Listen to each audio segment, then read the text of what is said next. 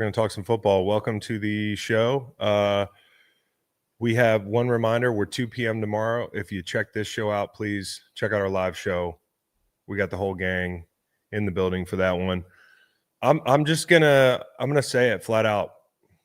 This was the worst slate of football, hopefully the entire season. I mean, that was just hideous. There was a point in the 1 p.m.s where I was like, it just reinforces how the NFL is king. Because that is a perfectly acceptable, like, I would watch that again. And it was terrible. I mean, it was awful. The games of the day were kind of, like, if we're being honest, a little bit hideous. Like Seattle and Jacksonville was kind of a hideous game, unless you like defense, which I do. And San Francisco and Tampa Bay was a hideous game, unless you like the Bucs, which I do. But it was, wire to wire, just ugly football. Starting with London, dude, I've never seen. Well, I'm sure I've seen it before. Maybe it was the COVID game with Kendall Hinton playing quarterback. Was that who it was? Kendall Hinton? Yeah. It was also a Sean Payton game, by the way. It was a Sean Payton Vic Fangio game. What's up, dude? Oh, yeah, Sean Payton. Yeah, Sean Payton Vic Fangio game. And I've never seen a team actually go -10 in the past game. But the Jets found a way to do that. We like to give out an award called Worst Plane Ride. Spoiler alert. Tomorrow there's going to be a special edition of Worst Plane Ride, and it's called Worst Swim, because they should make the offensive coordinator for the New York Jets swim back to the United States. That's actually what somebody actually said today. Text, this is from Rich Samini. I'm sure I'm saying his name wrong. Text from former Jets executive. The offensive coordinator has to swim home. That's the greatest text of all time, dude. The greatest text of all time. Because if you woke up this morning and watched that game, which I did, and I will do it every time, you give me an international game. Like, as a player, I hate the thought of having to go play. Not going to play, like going to play in London's fun. It's a fun thing to do once or twice. And I did it twice in my career. One time we got blanked by the Pats 44-7. I don't know what happened. Tom Brady happened. And then we beat the Jags in London. Your boy had 2 sacks, had a great day, went out on the town at night. Me, Alshon Jeffrey, and the guys had a fantastic night out on the town in London. But it really is it's a pain in the ass. So if you go over there, you want to play your best. And for the Broncos, I know there was a big win last week, and they talked about, we're not going to talk about London. We're not going to talk about London. Well, I could tell, because they did not come to play, at least offensively today. And the Jets were even worse.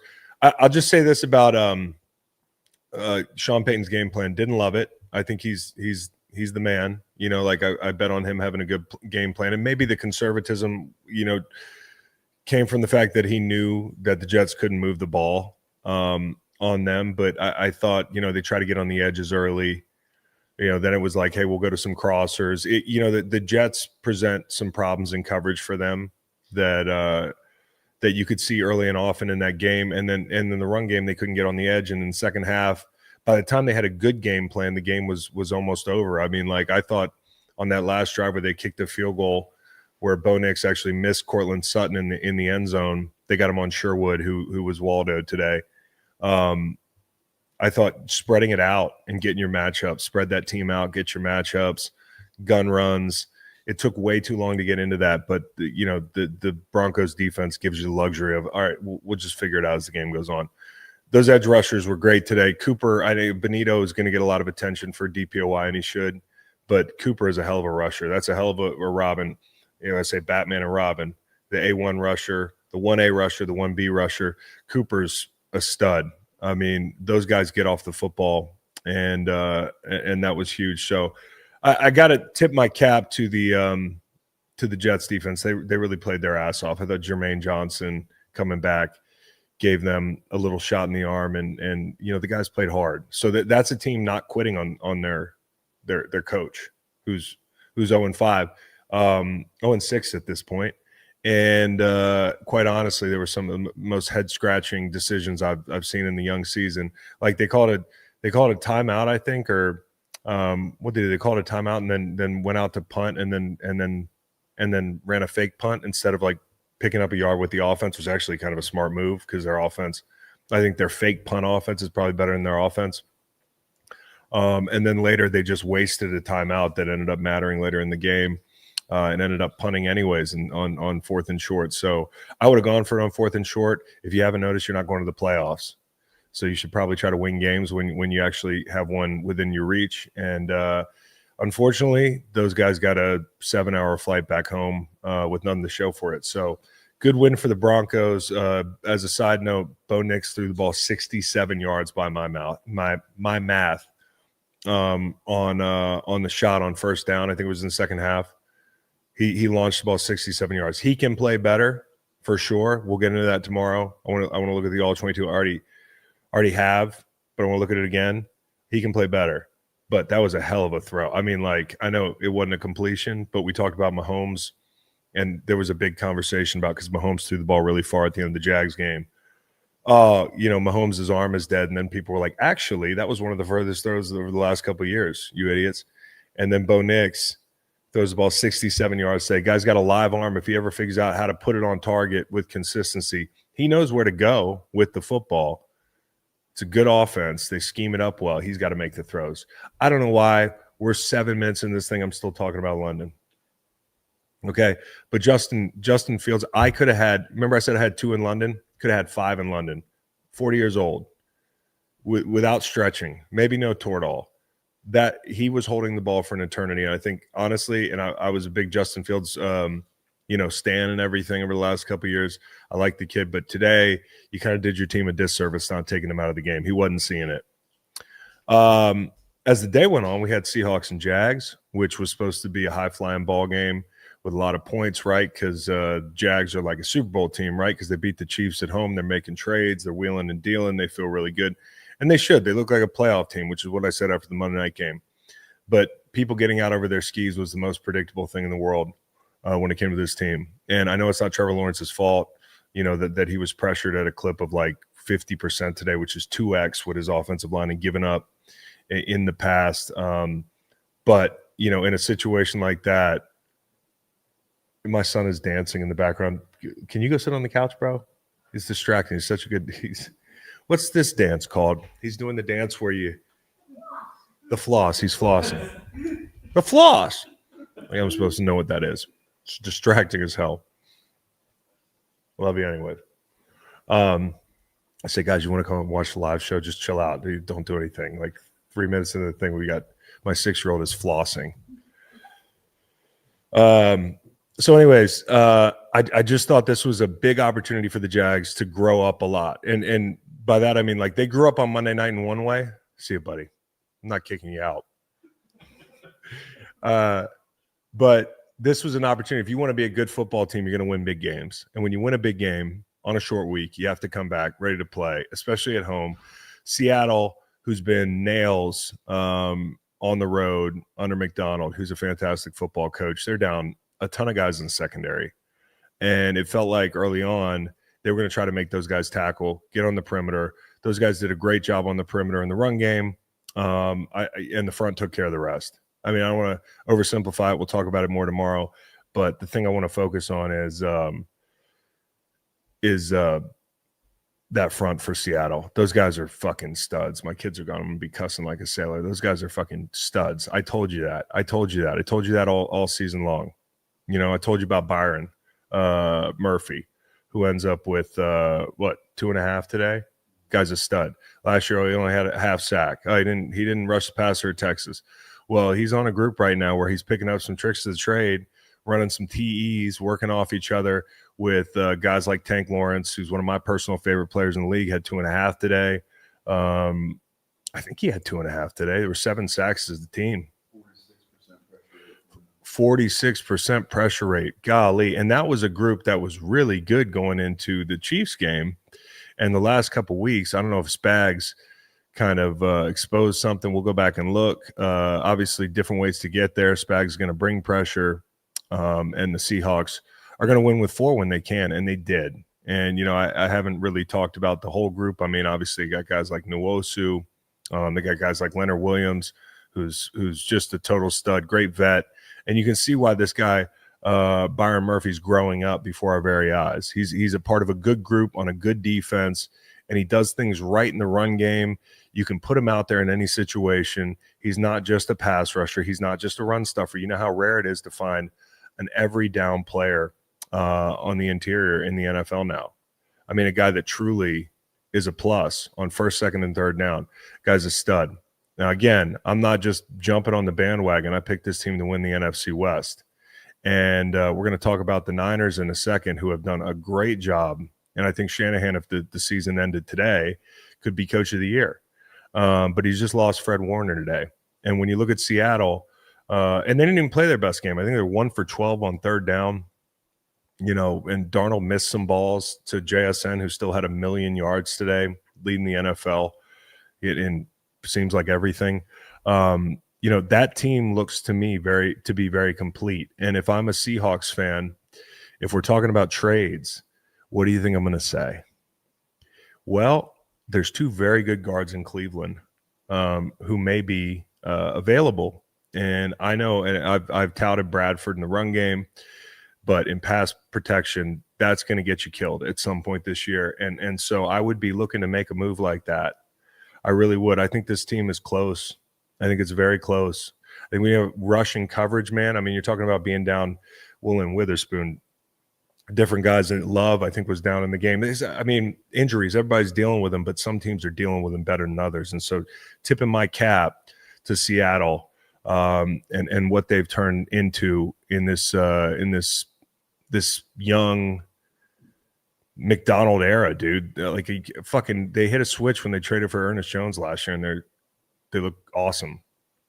So good job, all the backups doing their thing.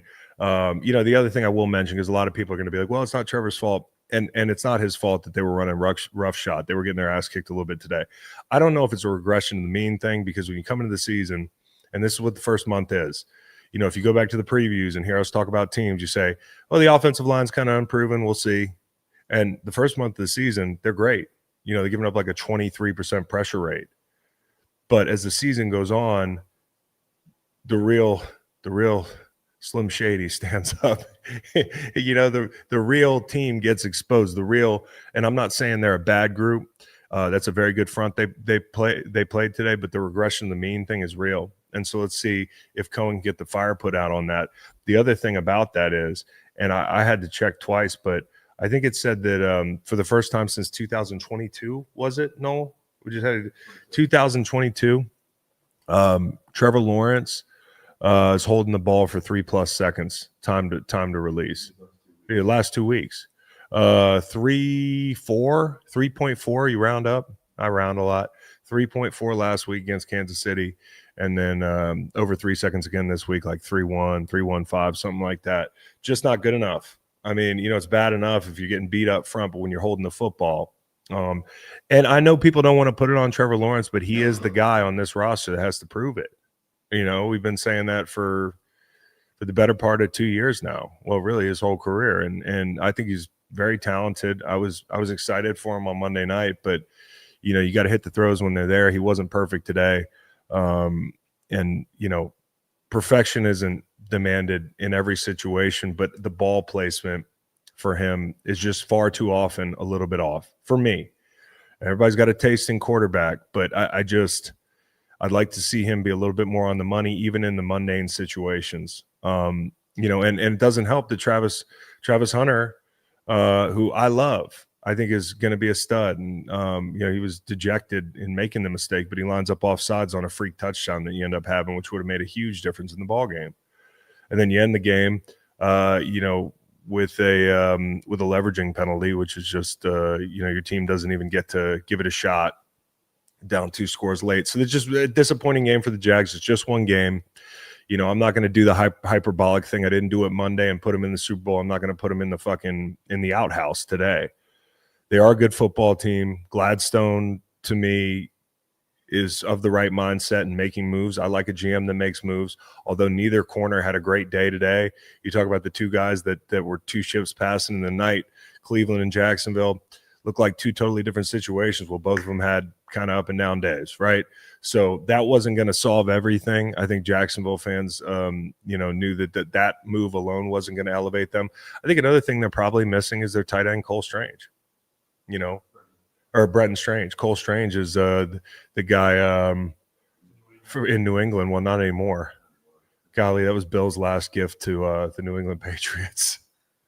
But I honestly, not the end of the world for the Jags. I think that's about Seattle Seahawks being a really fucking good team. And you heard it here first. You really did. Because I don't know if a lot of people picked them to win the West. And they didn't just win the West, but I think next week they play the Rams. We're going to find out a lot about that matchup, and I can't wait. Oh, Rams and Jags in London. I got it all mixed up. Who the Seahawks have next week?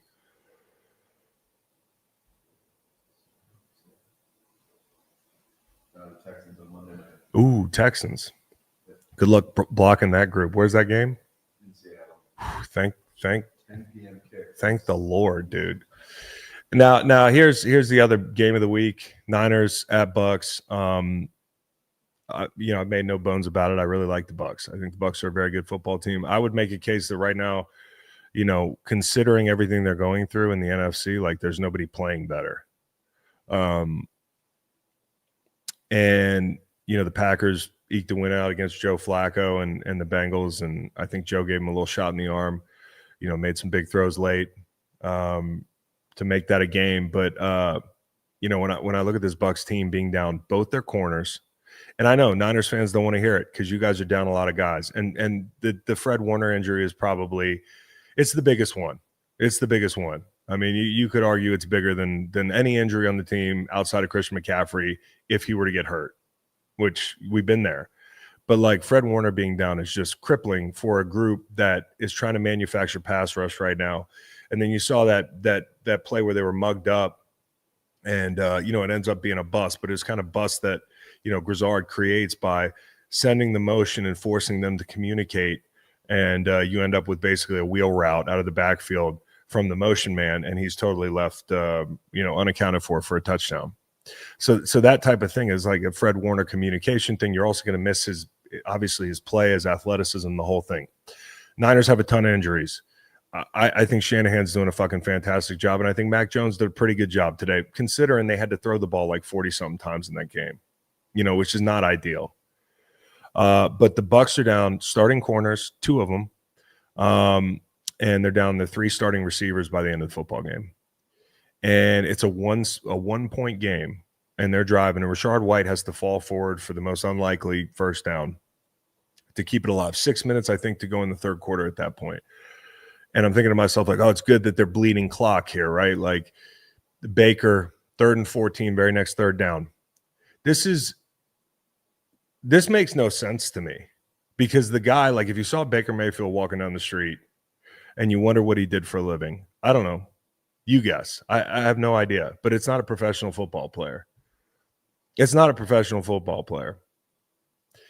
And he's making professional athletes look like they have never tackled anybody before. I mean, it was incredible to watch him get out of that trouble on 3rd and 14.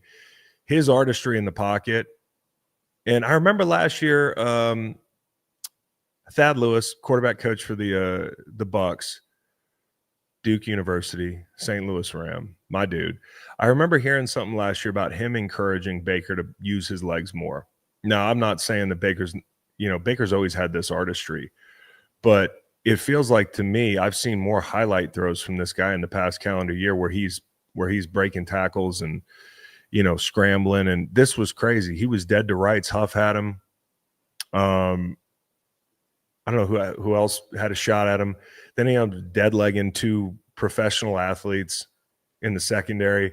Fucking unbelievable. The guy is a Varsity Blues movie personified. He really is. And then the very next play, basically taking the shot to Tez Johnson, who made an incredible play on the ball. I mean, it's a great throw, the arm arrogance, the whole thing, but take a bow, Jason Light. We were talking about it earlier.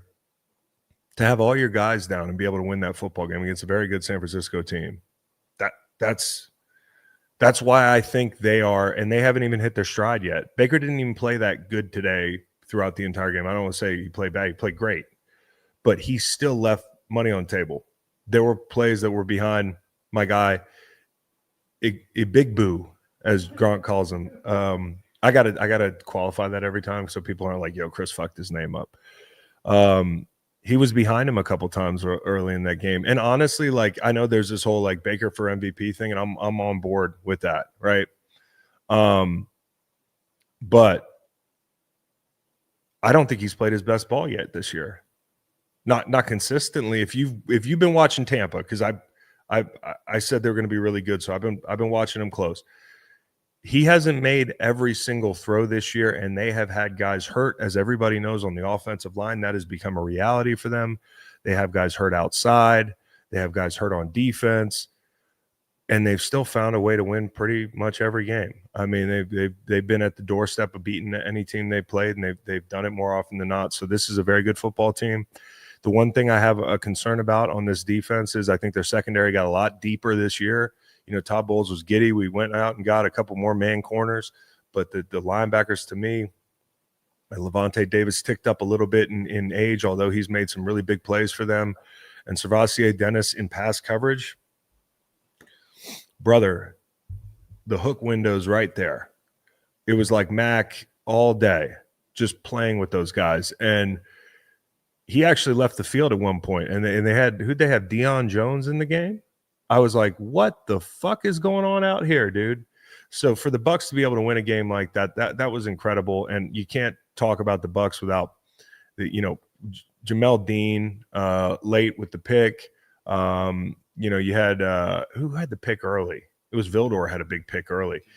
And I know that Romo and them are saying, oh, it's a confusion thing. It was one high safety, two high safeties, that whole thing. But I think had the receiver gone to the flat to where the ball was being thrown, I think that's film study. I think Vildor just made the play.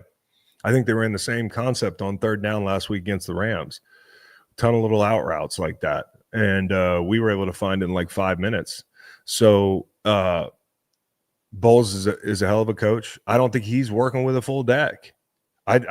Losing Cansey was a big deal, which is why I think they're going to be buyers at the trade deadline on a tackle. Go get Malik from Malik Collins from the Browns. Go get Zach Sealer, who's rescue that guy from Miami, please.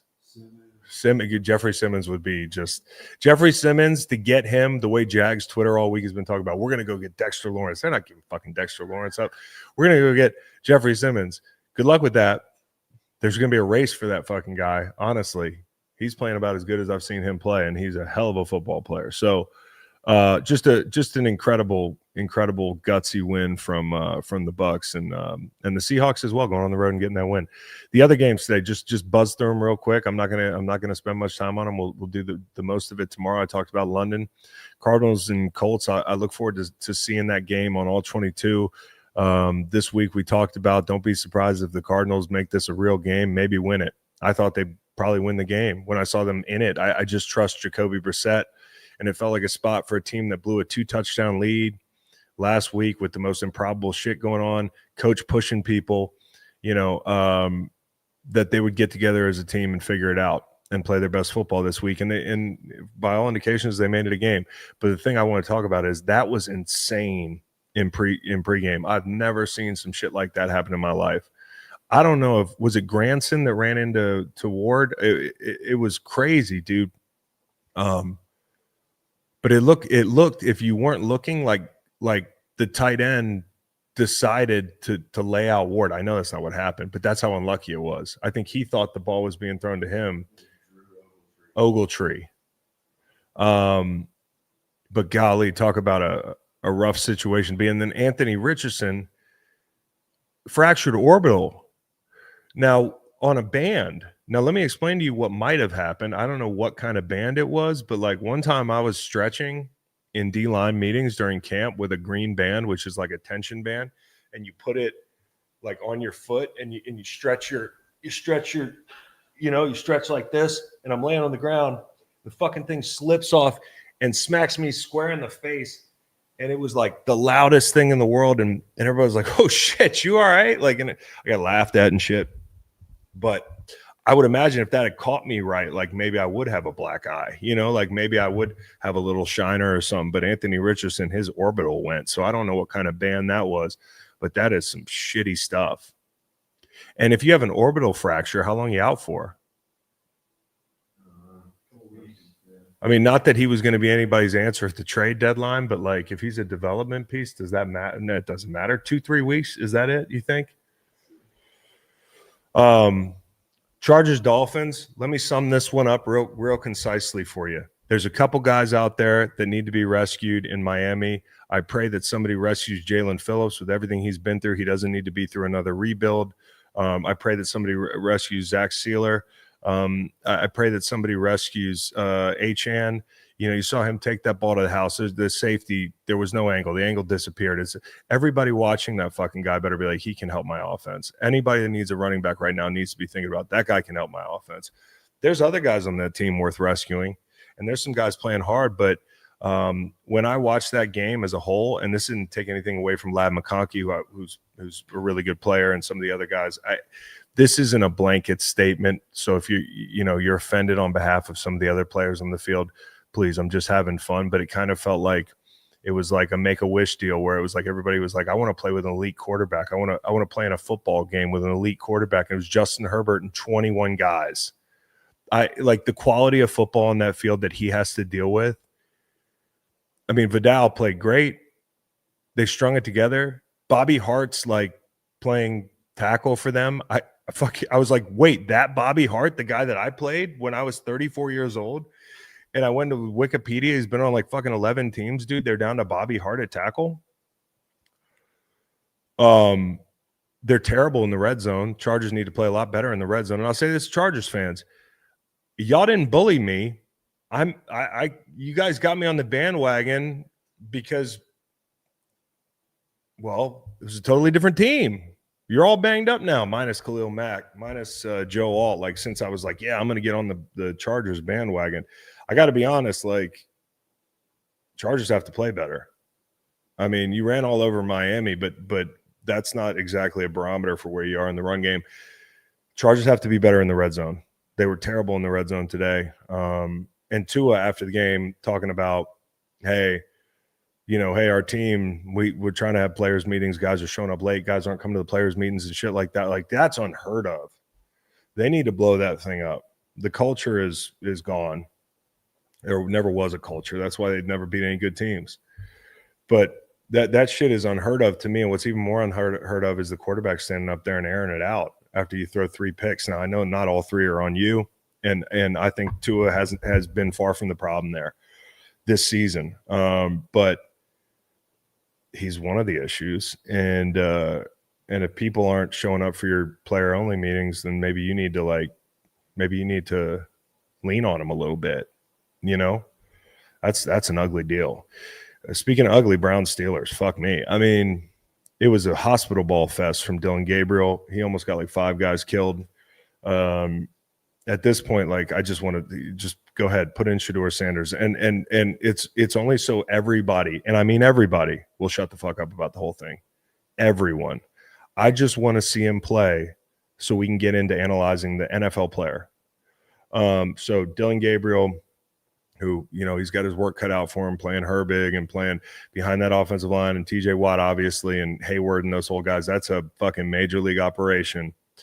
And he's like a child out there. He's a young guy. He's a small guy. Like, he's playing, they're waving those towels around, and I feel for him.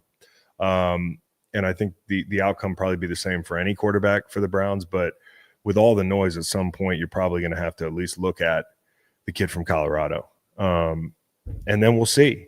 And the last thing is this, man. I like to take my little Bryce Young victory laps. I like to take my Bryce Young victory laps. Bryce Young, when trailing versus the Cowboys, 10 of 10, 125 passing yards, 3 touchdowns, 158.3 perfect passer rating. Now, I know it's just the Cowboys defense. And I know they shipped Micah Parsons to Green Bay and, the whole thing. But last week, I thought last week the pass rush came on. So this was not going to be like a cakewalk, and there were a lot of lead changes in this game. He had to duel it out with Dak Prescott, who's an MVP candidate. At some point, people are going to realize that this guy's a pro quarterback, and he's going to be fine at some point if the team could get their shit together around him, or if they've had enough of him at some point, which would be stupid. Maybe somebody else can pick him up and turn him into a Pro Bowler, because that's what he would look like on another team. And not really much else to talk about. Raiders-Titans look to be the most hideous football game ever. So I'm going to begrudgingly have to watch that one. Patriots-Saints might as well have been played in a hangar. Did anybody see that game? Did anybody without a weird accent see that game?